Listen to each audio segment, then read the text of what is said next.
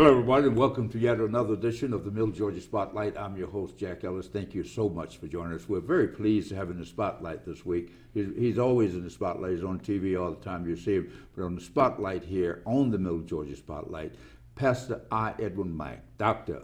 Edwin Mack, who is the senior pastor of the of Unionville Missionary Baptist Church. But in addition to that, he wears other hats. He is the president of the Fellowship Missionary Baptist Convention of Georgia, Inc., which encompasses several churches and multitude of people here in Georgia. And if he's not busy enough doing that, he's also the president of the Economic Opportunity Council of Macon-Bibb County. This is an organization, you probably heard about it. They give help senior citizens with heat and other things, people with disadvantaged people. And so he has his plate full, as they say, as much as he can say grace over. Welcome, Pastor, to our program. It's a pleasure to be here.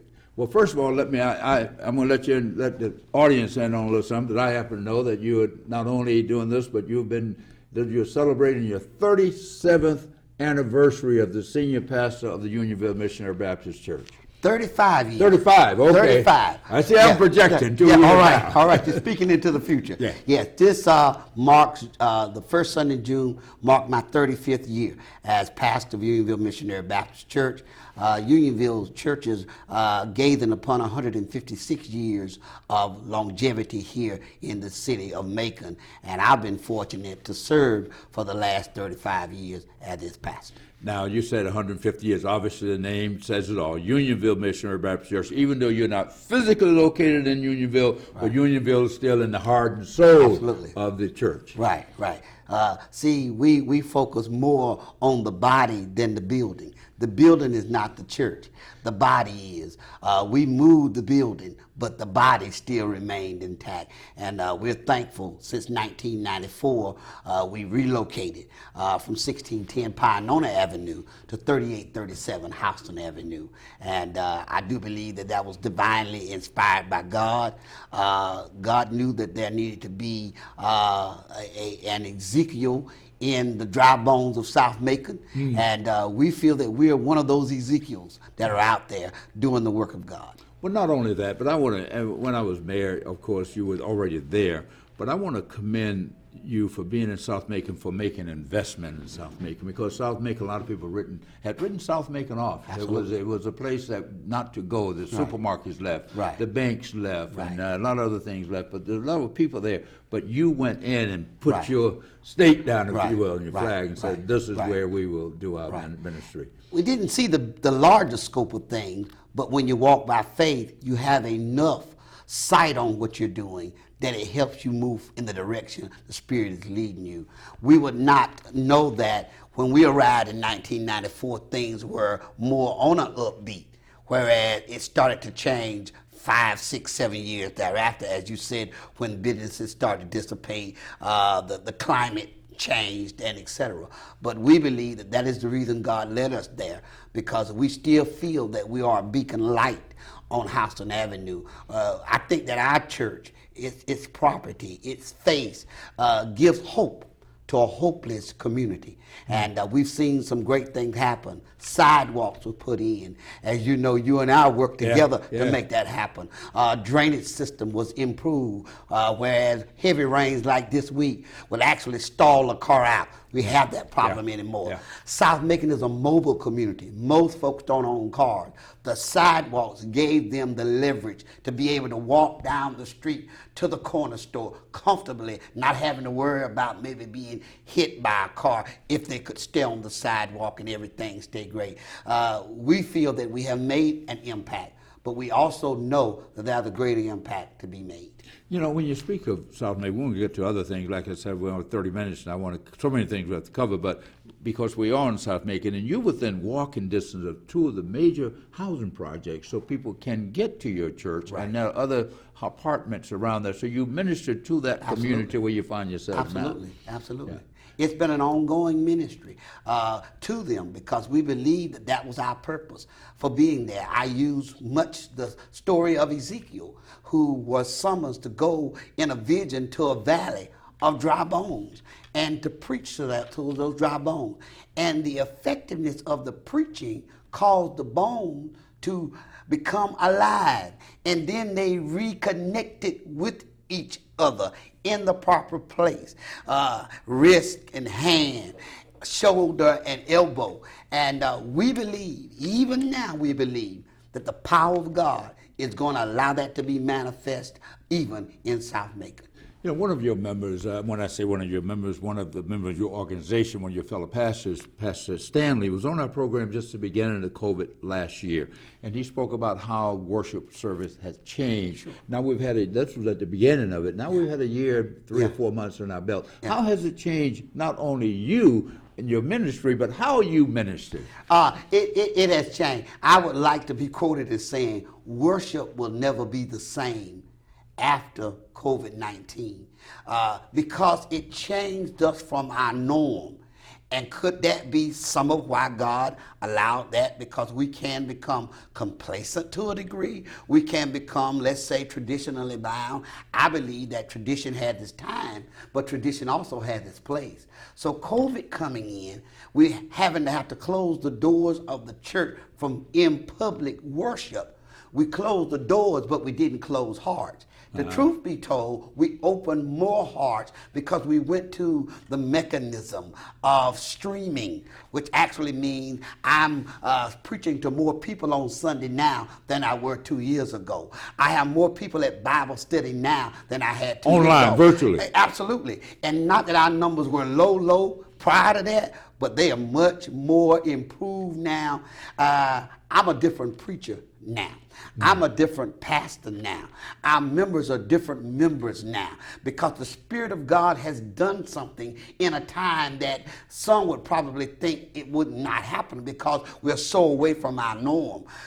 I said just last night in Bible study, I've heard this quote many times, where 2 or 3 gather, touching and agreeing on the same, the Lord promises to be one in the midst.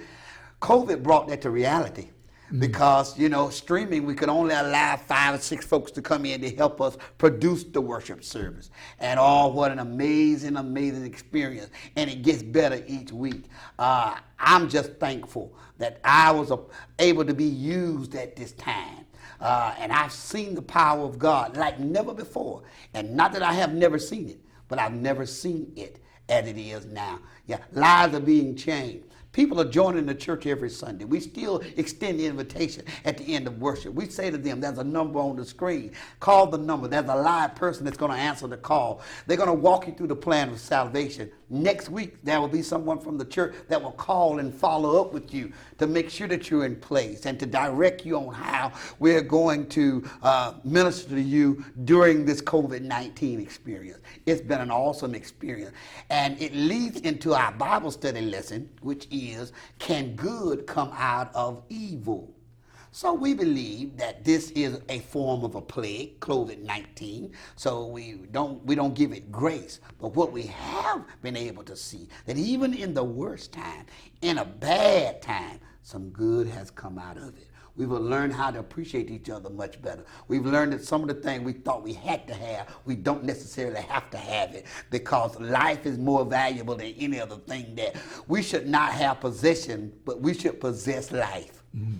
Now, having said that, you made a very profound statement. You are not that you are a different pastor, you're a better pastor, and you're a different pastor. You minister. You know, interesting that I interviewed the president of Mercer University and the superintendent of the school board. Both of them basically said they have changed. They had to change, and the way they do that business, they don't know whether they're still going to educate students, but this new thing will always. So, do you foresee not getting away from going to church, but being able to, if it's raining or snowing outside, we're still going to church and we're going online? Well, I honestly believe that we will not see streaming even when we return in person. We have a base now. On Sunday, I am certain that we are drawing viewers in California, Alabama, Florida, Maryland, New Jersey, New York, several other states. California is one. We get the chats. We get the emails saying, I live here. My mom is a member. She told us to tune in to your streaming cast, and we have. And we are virtual viewers, and many have become virtual members. They start to send their tithes. They reach out for our Bible study material. You have to be better because the Lord has expanded the territory. Even though COVID had so much bad, there's still some good that have come out of it. Well, and that's very powerful, and I really not only appreciate your enthusiasm, but I share that we'll overcome this. But it didn't just happen that you have been on the forefront. In addition to your ministering to your flock, you've been on the forefront as the president of this association. How many churches you have on your? We have about 75 churches. So 75 churches, and you all have been out in the trenches trying to get people vaccinated, tested, and all that. Talk a little bit about what you've been doing. We've been a part of partnership. Our convention is big on partnership. Let me tell you why. Because its name is fellowship. So fellowship means that you are interacting with other individuals, bodies, or entities. So fellowship convention has no problem with partnership. It's the way to go. So we were reached out to from Georgia SEAL, which focuses on COVID-19. It is being overseen by Morehouse School of Medicine. We've been able to become really the first faith-based organization to be a partner. Georgia SEAL has 27 other partners. We're the 28th partner. And we've been able to network with the facilitators and the professors of Morehouse School of Medicine to create webinars. We've been able to disseminate material. We've been able to find ways to encourage other pastors. So not only have we done webinars just for the general constituency, but we focused on pastors, getting them to the table, being able to give them some small stipends that would encourage them to absorb this information and then take it back to their congregation and abroad. The biggest problem we have at this moment is bad information. And that's why we wanted you here, get the bad correct information out. And we have resources, and we have individuals that have done in-depth studies and have gone to higher levels of knowledge and understanding. I was on a webinar just about 4 weeks ago where the lineup was Dr. Fauci, Reverend Al Sharpton, and Dr. Kamara Jones, who is a professor at Morehouse School of Medicine. The first thing that Dr. Sharpton opened up the webinar saying was that the COVID-19 is not the biggest pandemic that we have. And so everybody did just what you did. Yeah, what is it? What is it? And Reverend Sharpton said the biggest pandemic that we have is racism. Yeah, because racism has shown how the effects of this, how the disparity, which we knew all the time, but they've been laid bare before us. But it's nothing new. We knew that. We knew. But we just never looked at it out of that vantage. But you've been working trying to solve that problem in South Macon and elsewhere. But now, what we, even with all the information that you've been in, and much as you all have been trying, I had the public information officer on for the Middle Georgia Health, North Central Health District. Macon only has 32% vaccination rate. Houston County 35%. Absolutely. The state average 37%. So we are lagging behind the state average. What are we going? What more can you do, and what more can we do to change this? Good question, sir. What we're going to do is do more of what we've been doing. As the young people say, we're going to have to amp it up. We got to get out there, because at this point now, as you can see here in the U.S., we are trying to go back to normalcy. But are things really quite ready yet is the real question. We want to certainly give much of why we're at the place that we are now a little more comfortable than this time last year, because really, if the truth be told, it's the vaccinations. This 37%, less than 50% U.S.-wide, has made enough impact that it has slowed it down. It has taken some of the numbers down, hospitalization. It has taken deaths down. But we cannot overlook what the stats have brought us to. We have never seen any one disease or any one virus that has taken the toll of almost 600,000 lives. That's almost unheard of, unthought of, and especially in the United States. If we go back to all of the other things that we have experienced, nothing has impacted like COVID-19. So we got to keep, we got to keep doing. And we're not out of the woods yet. We're not out of the woods yet. Because one thing, Pastor, and I'm sure you share this concern, one thing that this health expert was telling me, that this new variant that's out now, people, and the testing has slowed down. Yes. People are not getting tested. They're not. So we need to get testing back up as well as getting vaccine, because this new variant is beginning to get more people back in the hospital. More people back in the hospital. We got some critical time. We just come out of the holiday Memorial Day. We're headed into the 4th of July holiday. Then shortly thereafter, it's the peak vacation season, somewhat between the last week of June and the 3rd week of July, peak vacation season. Then we're going to be looking at Labor Day. So those are 3 major moments that certainly can be a stirrer of COVID-19. We must be careful. There's not enough people vaccinated. And what do you say, Pastor, especially to those, being a thought leader who happens to be an African American, because you are a thought leader in this community, not just a leader of African American. You're a thought leader. So, what do you say? But to African Americans who have been somewhat reluctant because of past discrimination, right. It's hard to get. What do you say to them? Hey, get the shot, or what? Just go get the shot. You ask the perfect question each time. Testimony time here. When this all first unfolded, I said, well, I'm going to make sure that myself and my family takes the advantage and get the shot once it's offered. I'm not going to try to get on the front line of this at all, because people tend to sometimes hold you accountable if you're out there promoting something. That was my position. I'm just going to take care of me. But the webinar with Dr. Fauci and Reverend Sharpton and Kamara Jones convicted me. Second thing that Reverend Sharpton said was, there has never been a time or period, even in the Bible days, that the Lord did not have a spokesperson for that condition, disaster, or dilemma. He always picks who he wants to speak for him.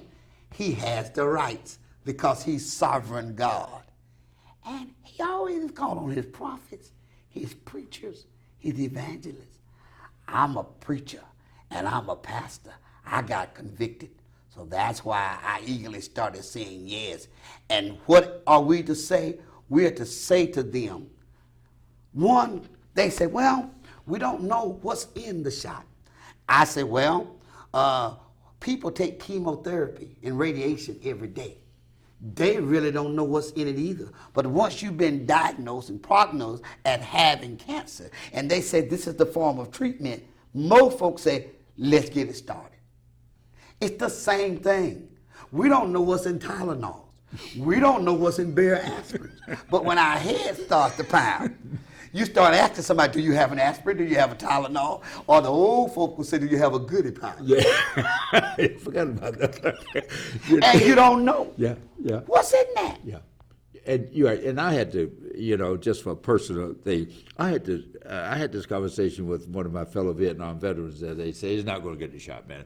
And I said, man, who went to Vietnam? You know how many shots they gave us before? Right. Did you ask, well, did you know what was in those shots? No, you just roll up your sleeve, they shot you and say, go. So people have, and I think that's a good message that maybe you don't know, but what we do know is that the science says that it's a good thing to do. No, before we know what the science said, we know that there has been almost 600,000 lives succumb to COVID-19. And we know it slowed down since the shot came out. We know that. So that's a fact. We know that. Yeah. Now, Pastor, you as you said earlier, first you focused on you and your family, and then your church family. But you didn't have the luxury. You have 85 other churches, and so you're trying to give guidance to 85 pastors in different locations. But yet you have the same message. How is that? How challenging that has that been? Let me say this. First of all, to be successful at whatever you do, you got to love it. You got to have a passion for it. And I have a passion for leadership because I know what leadership is. Leadership is not Robert Rules of Order. Leadership is not being able to stage this plan and implement this strategy. Leadership is summed up in one word: influence. John Maxwell said, if one thinketh he leadeth and no one followeth, he only takes a walk. I'm a leader. I was called. In a good way. I was chosen to be a leader. Hands down, that's what I do. Yeah. And people saw that in you because they also saw it. When, I guess they say if you want to give something done, give it to the business person around. You think it would be just the opposite. So here you are with a major church, one of the largest churches in town, especially in the African American community, not the entire community. All these parishioners, they want you to come visit them when they're sick. Now you can't visit them, and you still got to talk. They still want to talk to the pastor. That's right. And you have this 85 preachers that's calling you and say, hey, how are we going to do this and when are we going to do this? That's right. So if as though you didn't have enough to do, they said, Pastor, you're the kind of leader we need to lead the Economic Opportunity Commission that will take care of poor people, make sure poor people are taken care of. And how, now that hat you're wearing, because some of the same people are being affected because they're poor people and they're on the margin. So how is that group has been working? Again, and that organization, what's his mission? Again, you should get a Stellar Award for asking questions. When I was approached about being just a board member on the E.O.C., I was moved. I said, okay, yeah, I can do that. Simply because for years I had been a partner of E.O.C., I in the church. When they would have the LOPHEED, which is the Energy Assistance Program, the first strategy that was used on getting the people signed up was they would have to come to some place of gathering, and they thought churches were the best place. People would come, if they were going to sign up on Tuesday at 7 a.m., they would be at your church on Monday evening at 4, bedding down for the night. People wanted to be first in that line and to get signed up. I saw this go on for about 3 or 4 years, and I stepped up and spoke to leadership of E.O.C. I was not a board member at that time, just a pastor in the partnership. And I said, this got to change. You've got a whole lot that's going on that don't have anything to do with getting people signed up. They're staying on our church properties all night. And some of them have started to behave as though it is not the church. It is not a place that should be respected. And the leaders down there at E.O.C. started listening to me. They came up shortly thereafter with another plan of how to get people signed up without them having to come to a location and stay all night. The leaders of E.O.C. told me back then that they had explained that the people didn't need to come. But you know how it is. When people hear that there is something that's going to be offered, they want to make sure they get in on it. So that's why they will come. Long story short, the new way it works so much better. Now they go online. And if they are not computer savvy or even computer resourceful, then they can make a phone call and get registered. Kill the all night standing. Standing in the line. They already, E.O.C. knows how many it's going to serve today. So when they stop with that number, they're going to open up again with another number. I indirectly shared that. I think that may have opened the eyes that this guy really does care, because he's talking about things to make it better for the people. If you're a leader, you got to always try to make things better for the people. Make yourself secondary. Make the people primary. If you stay secondary, you won't never come up last. because God always takes care of the person He'll give the assignment to. So here it is, a few years later, I'm reached out to and said, we would like for you to consider being on the board. And I said, okay, what does it entail? Well, we have one meeting a month, et cetera, et cetera, et cetera. I said, I can do that. And that was this is 2021, that was in 2019. So I served, it was the end of 2018. I served in 2019. I served in 2019 into 2020 when the pandemic came. Near the end of the year of 2020, I was appointed to be the chairman of the Officers Appointment Committee, where you put your new leaders in. And I had no idea then that even though I was chairing this position, that my name would be offered. Yeah. And when I was shared that I'm the person that they're looking at, I was caught by surprise. But you had no choice but the answer. I had no choice because that's what I came. And I had proven my stewardship because I had a very good attendance record. Even when I wasn't chair, I made the meeting. I made the meeting because, one, I care about assignments I'm given. I made the meetings because I'm the new kid on the block, so I need to catch up and learn as much as I can learn, other than the fact that we give checks out to poor, deprived people. Yeah. And it all just worked out. Well, that organization does so much, and we have about a minute left, so we don't have time to go into it, but Head Start is on it, and some of the people, the most vulnerable people that COVID has impacted, the people that you are serving. Yes. So we're going to make sure that the money that's coming to this town on the backs of poor people. That's right. That's how it's coming. Absolutely. To the Board of Education getting $100 million, the city getting $78 million. Yeah. We want to make sure that money gets into purview of the Economic Opportunities Commission so that you can do your mission. Absolutely. Well, look, time goes so fast, Pastor. I wish we had an hour because we didn't even get into the meat of what you do. Like I said, you got Head Start there, you got heating assistance, and other things that people foster parents that people access on a daily basis, and the ones that's most vulnerable, the ones that's been impacted by this more than anything else. So we want to thank you for your leadership. Personally, I want to thank you for your friendship as well as your leadership, and wish you Godspeed, and may He continue to use you to make this a better town, and and your whole congregation and your 85 churches better pastors and doing God's work here. As President Kennedy said, we must make God's work on this earth our very own, and that's what you're doing. Thank you, Pastor. Thank you so much. Thank you so much. We've been speaking with Pastor Edwin Mack, Dr. Edwin Mack, who is the senior pastor of Unionville Missionary Baptist Church, president of the Fellowship Missionary Baptist Association, and the president of the Economic Opportunities Commission, E.O.C. for Bibb County, which encompasses a lot. So he has a lot of work to do. And one thing he's encouraging all of us to do, take the vaccination, go get your test, and encourage other people to get the vaccine. It's not going to hurt you. Thank you so much for joining us here this week on the Middle Georgia Spotlight. Until next week, I'm your host, Jack Ellis. Goodbye.